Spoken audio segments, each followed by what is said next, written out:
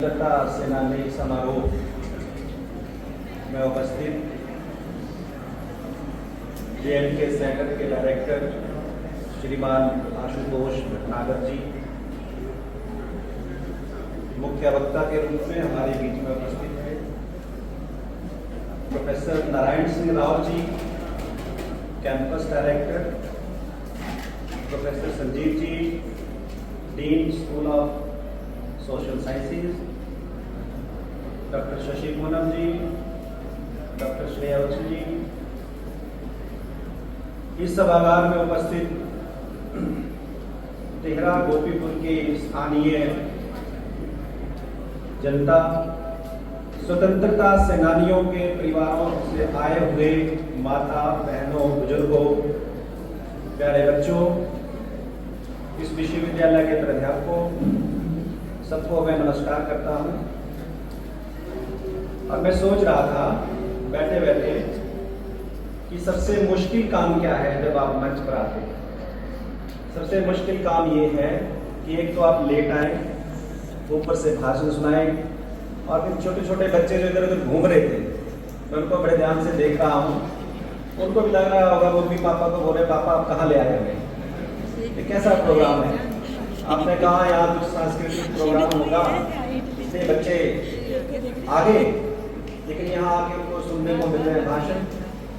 लेकिन बच्चों का इंतजार लंबा नहीं है, थोड़ी देर का इंतजार है, और थोड़ी देर बाद यहाँ सांस्कृतिक कार्यक्रम भी होगा, ऐसे मुझे सूचना आयोजकों ने दी है।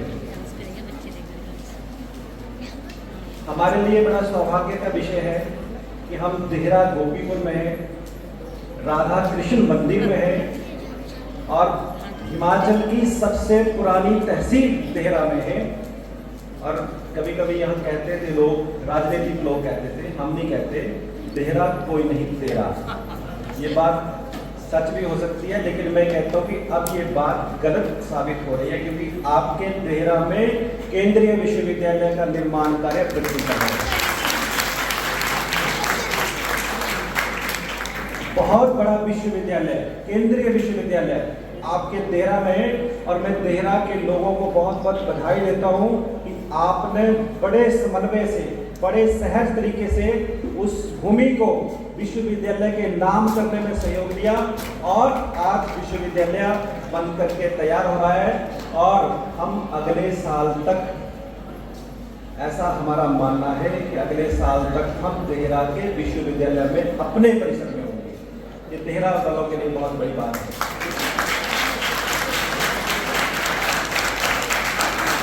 इसके साथ साथ टिहरा में मां बगलामुखी का बहुत प्रसिद्ध मंदिर है, पूरे भारत में जाना जाता है। ऐसे श्रद्धा का केंद्र, ऐसा शक्ति का केंद्र टिहरा के पास बनखंडी में है। इसलिए भी हम सौभाग्यशाली हैं कि मां बगलामुखी का आशीर्वाद भी यहाँ की जनता को मिलता रहता है। अभी जब मैं आ रहा था तो मेरे मित्र ओम प्रकाश प्रजापति जो यहाँ बैठे हैं, मैं उनके साथ शेयर कर रहा था कि गोपालपुर में, पालमपुर में जो जू है, चिड़ियाघर, उसको भी टिहरा में शिफ्ट किया जा रहा है। या भी आप लोगों को जानकारी होगी। बहुत बड़ा जू जो है लगभग 300 बनने जा रहा है। यानी जो पहले कहते थे टिहरा कोई नहीं तेरा, उनको आप बता दीजिए टिहरा जो है अब प्रगति के पथ पर है, टिहरा सबसे आगे है। टिहरा आने वाले समय में एक बहुत बड़ा केंद्र बनेगा।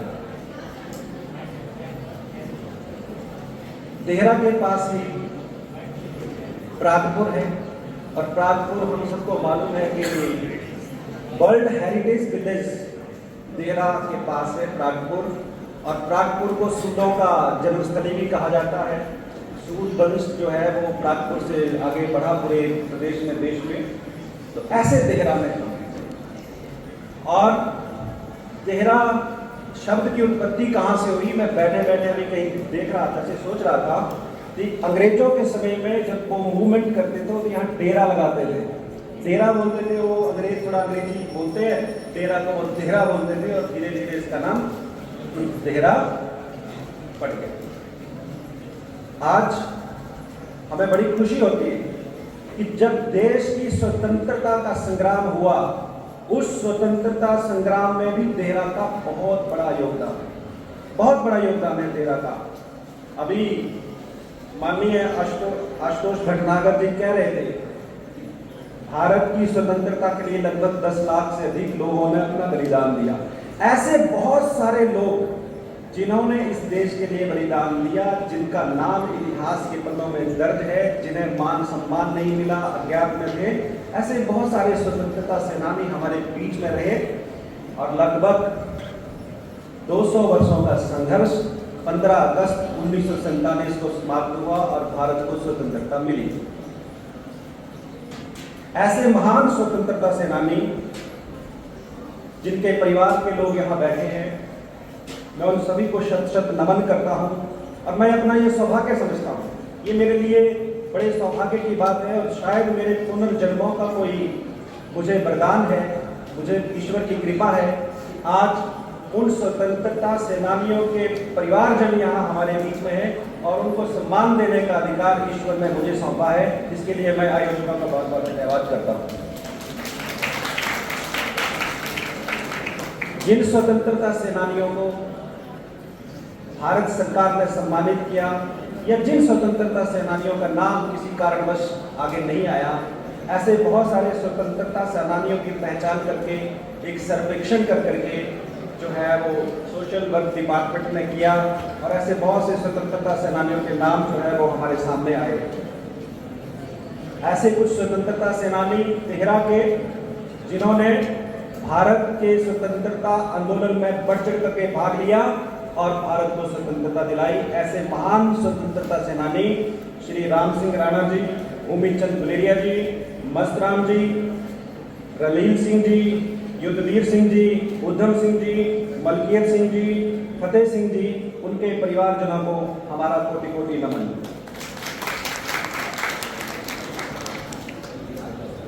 अभी मैं बैठा था तो सोशल साइंसेज के डीन संजीव जी मुझे कह रहे थे कि आपको कोई शेर बोलना है तो आप मैं लिख के देता हूँ।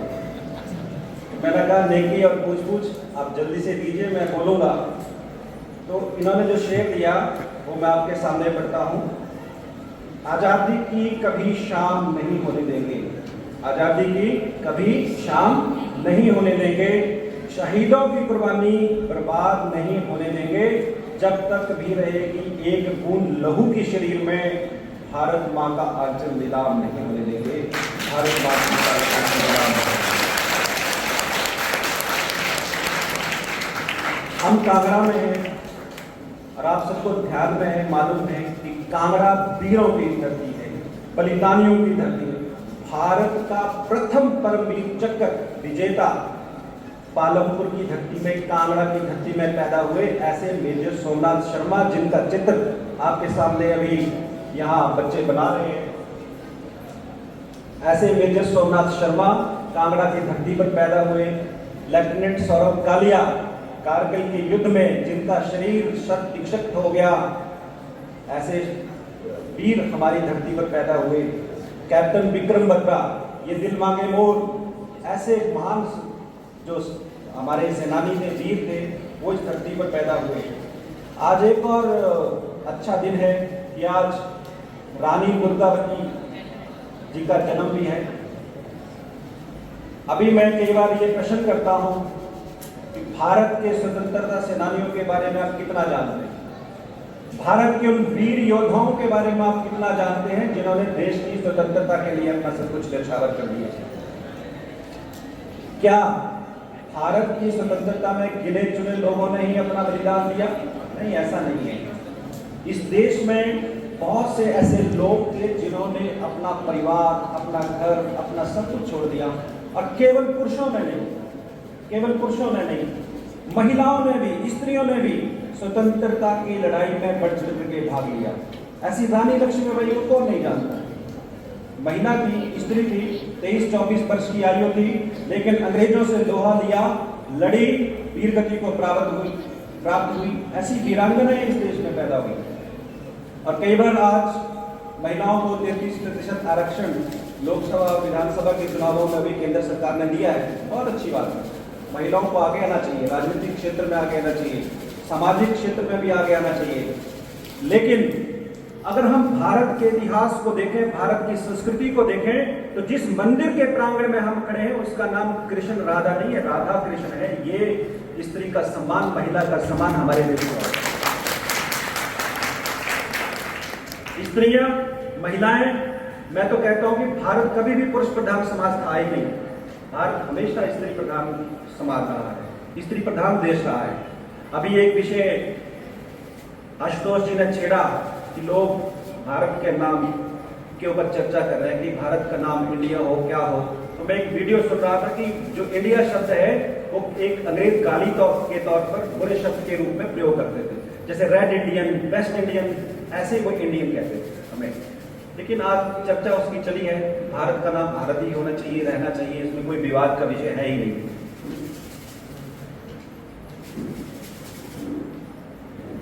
मैं तो ये भी कहता हूं कि जब स्त्री प्रधान समाज की हम बात करते हैं, हमारे परिवार की रीढ़ की हड्डी स्त्री है, महिला है। हमारे समाज में कृषि, अभी कृषि की बात कर रहे थे, हिमाचल प्रदेश के अंदर अगर 70% लोग कृषि करते हैं, उसमें 70% में से 68% महिलाएं कृषि करती हैं, महिलाएं ही काम करती हैं। यानी भारत हमेशा से स्त्री प्रधान देश रहा है।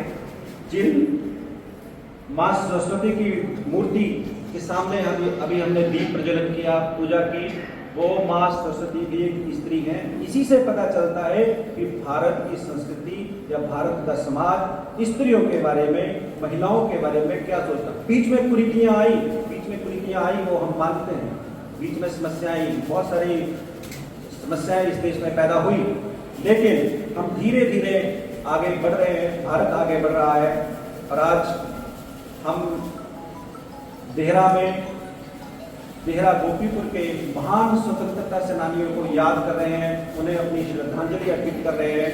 और उन महान स्वतंत्रता सेनानियों के जो परिवार यहाँ बैठे हैं, उनको सम्मानित करने का सौभाग्य केंद्रीय विश्वविद्यालय को मिला है। इससे बढ़कर सम्मान की बात विश्वविद्यालय के लिए नहीं हो सकती।